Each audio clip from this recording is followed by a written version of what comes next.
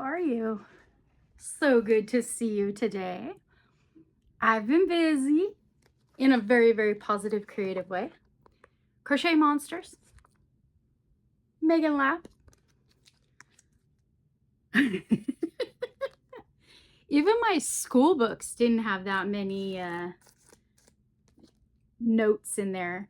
All of these tabs, except for maybe, I don't know, 8, 9, 10. Maybe 8, 9, maybe 6 of them. Maybe 6 of them are marked for a project I haven't started yet. But other than that, I have made all of these marked features. I have to take a picture with the whole family, huh? Oh! The naughty one. I think this one's my favorite.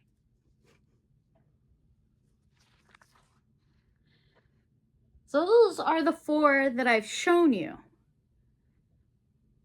Oh, that's why he's naughty. I guess, can you still see him over there? Sure you can. Okay, so I've made those. In the last few days since you came to visit, I made 2 more. So the 2 I'm getting ready to show you are gifts. My husband has 2 co-workers with 2 little kids that are, each co-worker has 1 kid, and the co-workers are taking a bit of a leave of absence. So he asked if I could make them a little monster. The first one I'm going to show you is for a 2-year-old little boy. I sent him one of those no-sew little lizards with safety eyes. I burned the back of them. I glued the back of them, and he still got it off. So I made him a monster with no safety eyes. That's why I didn't use the glittery eyes on this one. Are we ready? We got a tail. We got spikes. We have horns. We have these cool frog legs. So they worked up in 2 pieces, and she has this very creative way to put them together. And she has an awesome bit of pictures on how to sew them onto the body. So we got like this, he's 2. So I was thinking like a ball, like kids like to play with balls and throw them around and catch them, and 2-year-olds have tons of energy. So I was thinking something handheld, something a little smaller. Got the tail. So the tail was 1 piece, the horns 2 pieces, the legs were 4 pieces, the eyeball is a separate piece, and then this eyelid cover was a 2nd piece. This whole eyeball was worked into 1, changing colors in the rounds, which amazing pictures. Great pattern description. Like, this was fun. This took 2 days. So I did the eyeball, like half the accessories the first day. The second day I did the rest of the accessories and stitched them all together. So I don't know what his name is yet. I'll have to check in and see what it's named after it's gifted. The next one is for a 4-year-old little girl.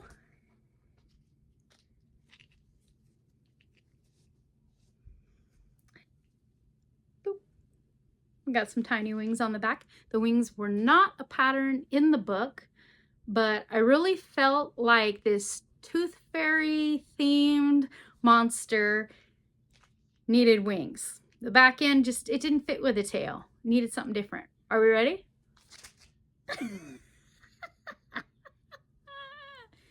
We have a pocket in the book, and I put a little, I know it's candy, but it's okay.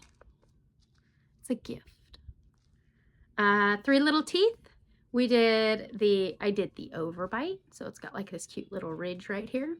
I did 3 safety eyes. I burned the back of the posts, put the plunger on, burned the back of the post, and then I used Gorilla Glue and let it cure and set overnight.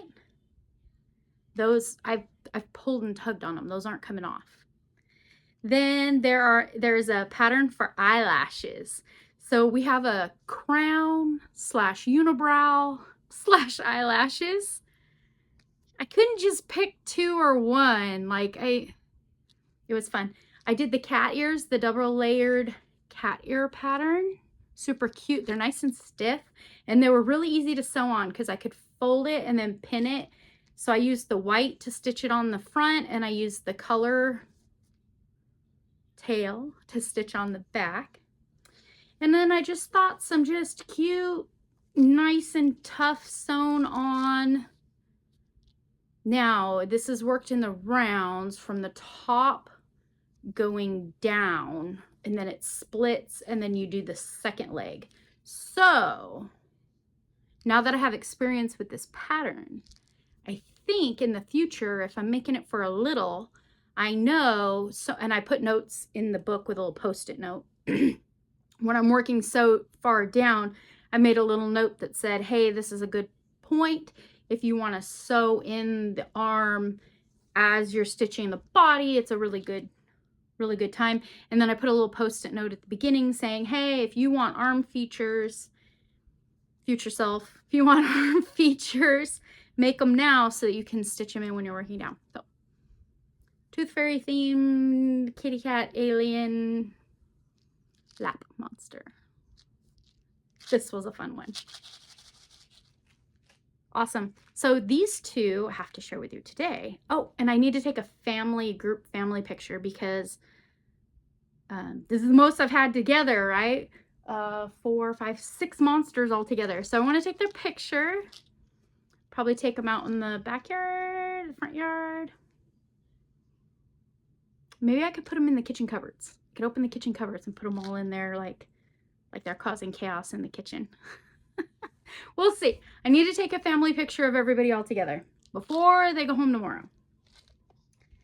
The other thing I have to share with you. So, probably about a month ago now, I was complaining about the new corporate Savers thrift store that came into town, next town over, and how their prices for yarn, for used yarn, not even like vintage. I know there's a desire for vintage, but it was just like somebody bought it, Red Heart, used half of it, and they're selling it for like $6. It's ridiculous.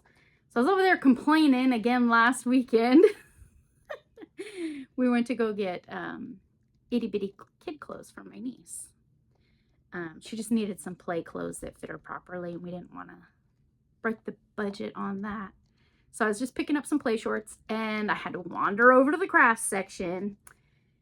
And Savers actually had something that they didn't have an appropriate value on. They had marked it way too low.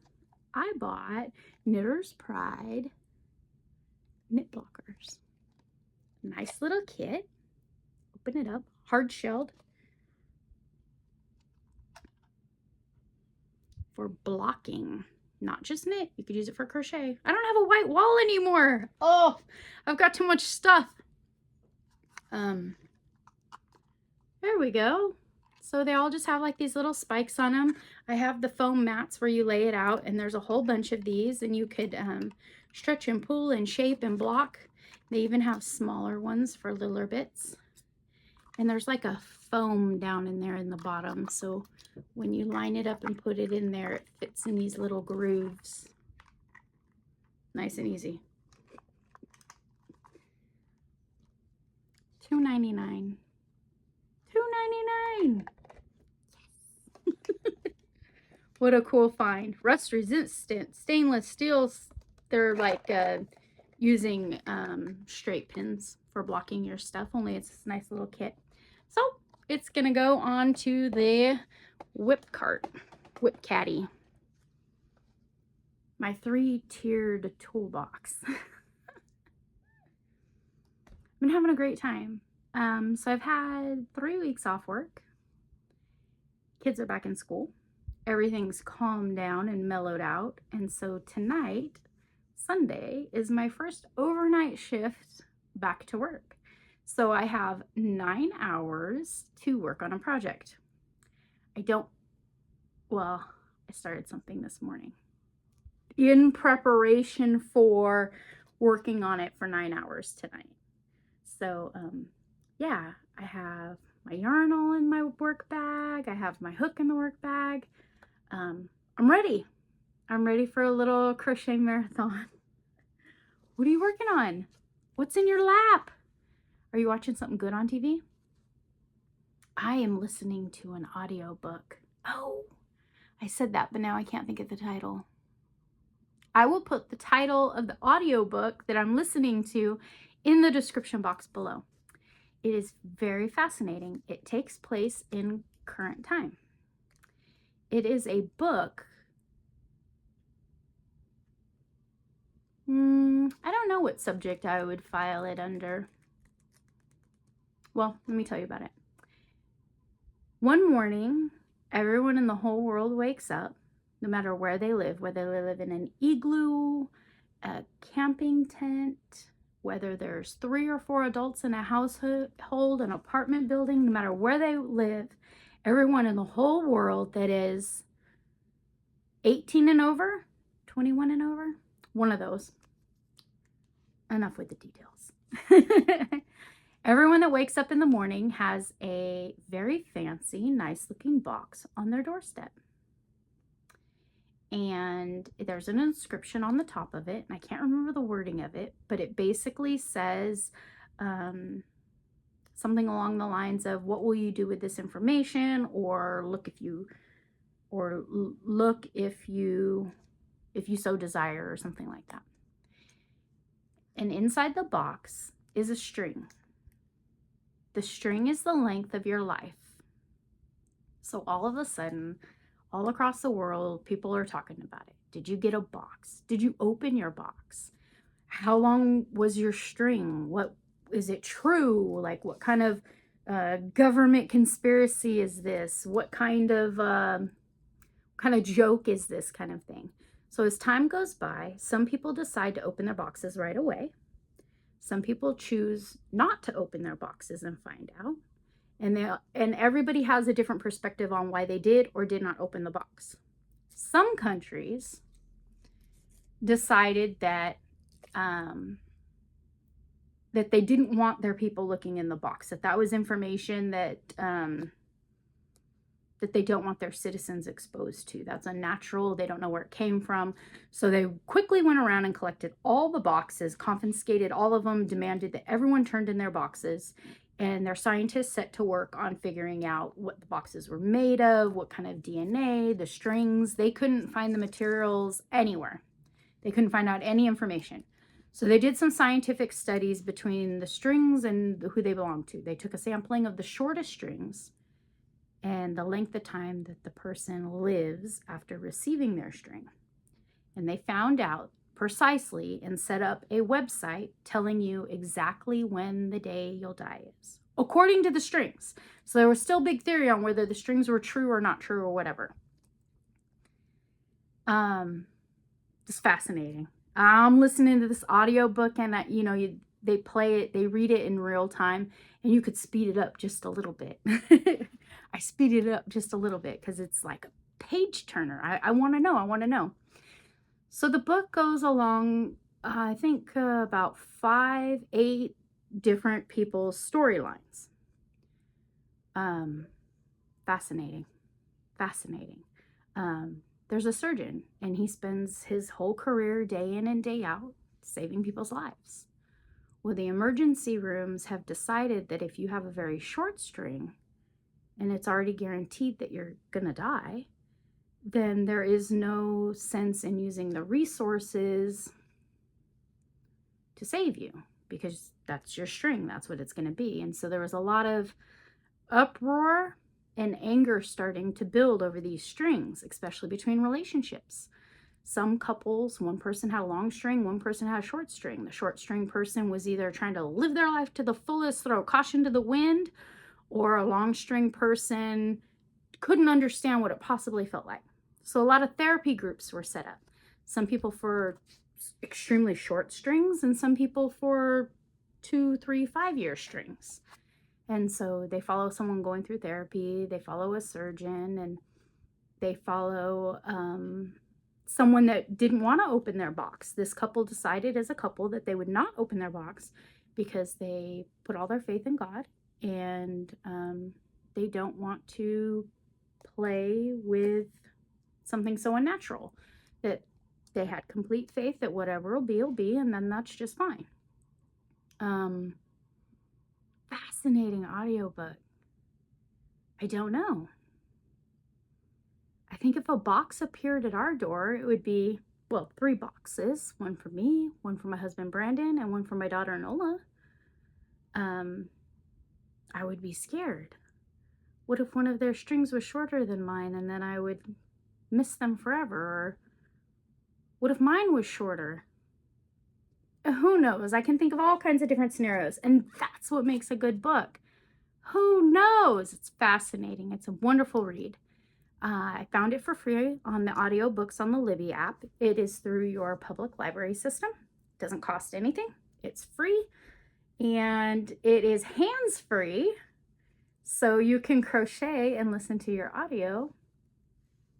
It's a whole nother world, something to adventure through and enjoy. I'll link the link below. I think it's called something Measure. The Measure? I'll link it. I'll link it in the description box. So I've been doing that. I've been crocheting monsters and listening to audiobooks, and tonight I got a 9-hour overnight, and I got a big project ahead of me, and I'll definitely show you tomorrow. Thank you for visiting with me. See you again soon. Bye.